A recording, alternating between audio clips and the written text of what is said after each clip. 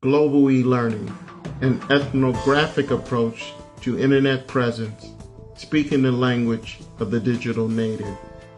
Modern information communication technology, better known as the internet, and its devices require both an understanding, an observation, and an analysis that guide both use and design in online education or electronic learning or e-learning.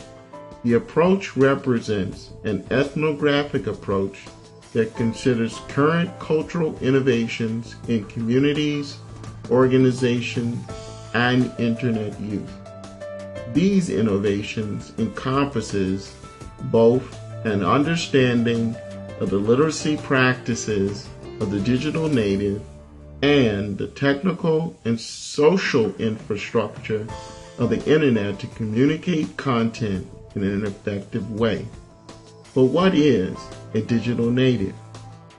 Digital natives are best described as either an individual group that not only have access to the internet, but also participate in interactivity in which Ryan Gold and Smart Mose describe ethnographically as an always-on hyper-connected subculture. The hyperconnection involves the use of hyperlinks, hypertext, and hypermedia, in which Mark Pinsky presents as the digital language of the digital native. All languages have symbols, structure, and meaning, providing a reason to engage in the discussion of literacy practices in e-learning, particularly the structure of web presence on the internet. Trends in internet use are important to our discussion, in which we will conclude with an emphasis on mobile internet technology and advising, but first, cultural issues in online education. In the meaning of culture in online education, implications for teaching, learning, and design, Chung Ming Wang of the University of Georgia and Thomas C. Rees, also the University of Georgia, presents the following in regards to cultural issues in online education. Content of material, which cites the sensitive nature of some content to various global cultures. Power of multimedia, which cites an importance of cultural stereotypes in multimedia. Writing styles, which cites issues of politeness. Writing structures, which cites the ways in which ideas are presented and constructed. Web design, which cites the issue of global approaches to viewing content. Language differential, which cites a direct connection between language and culture. Educational cultural differential, which cites values placed on education. Technical infrastructure differential, which cites diversity in global access and technical infrastructure. Local versus global differential, which cites the importance of the targeted audience perspective. Learning style differential, which cites students learning how to learn based on their cultural background and the use of simple sentence in web presence design.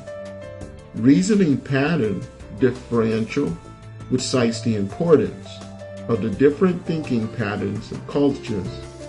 High and low context differential, which cites global concerns of concrete versus abstract information.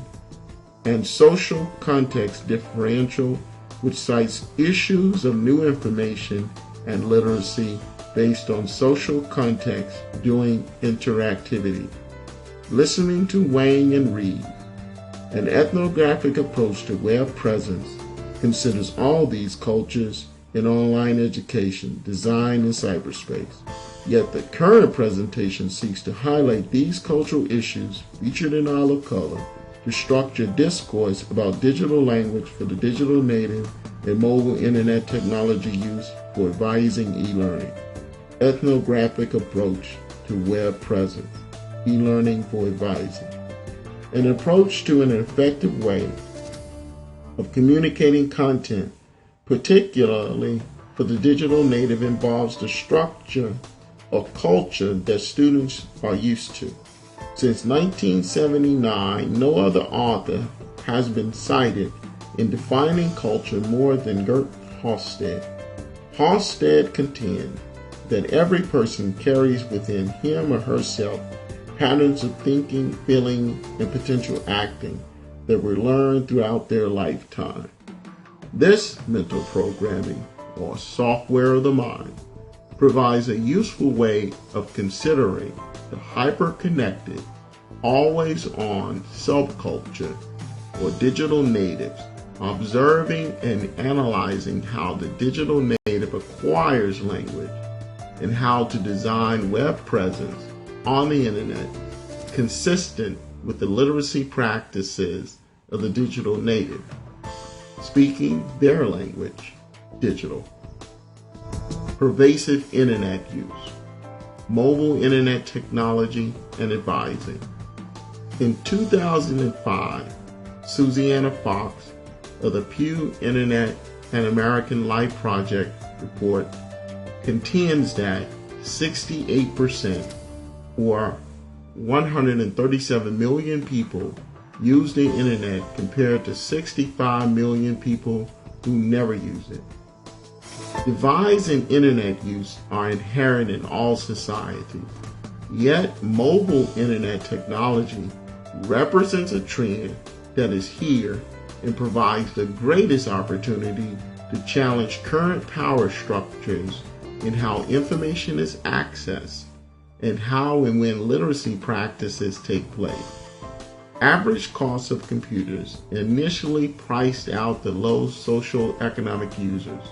However, mobile technology use increased during these times, creating a culture of mobile technology use that created familiarity, creating a market in mobile internet technology use that truly represents the thoughts, feelings, and actions of mobile phone users, which provides the infrastructure to speak the language of these users in e-learning design. Considering cultural issues of e-learning, e-learning network environment, architecture, and content, particularly in advising, provides access to the literacy practices that assist in design, in web presence, and presents the structure of architect in the digital language to aid the one who seeks and the one who has affordable access. Trends in internet use and content, particularly in advising, promotes learning in a language that speaks the digital language for the digital native. Providing an example, the current website, Diverse Center of Excellence in Academic Advising, features the design, which encompass simple sentences in language of the academic community and in the digital language of the targeted audience. How is the language of the academic community acquired? Glad you asked. Through the process of listening to speech of the community and through observing and analyzing the social practices of the academic community as those practices relate to advising, which is an important literacy practice. An ethnographic approach to web presence uses traditional methods of ethnographic research to engage in a practical application of academic findings to socially construct a web presence in a language that supports the learning outcomes of the digital native for advising. The approach is consistent with a cultural-based model and constructivist theory in e-learning.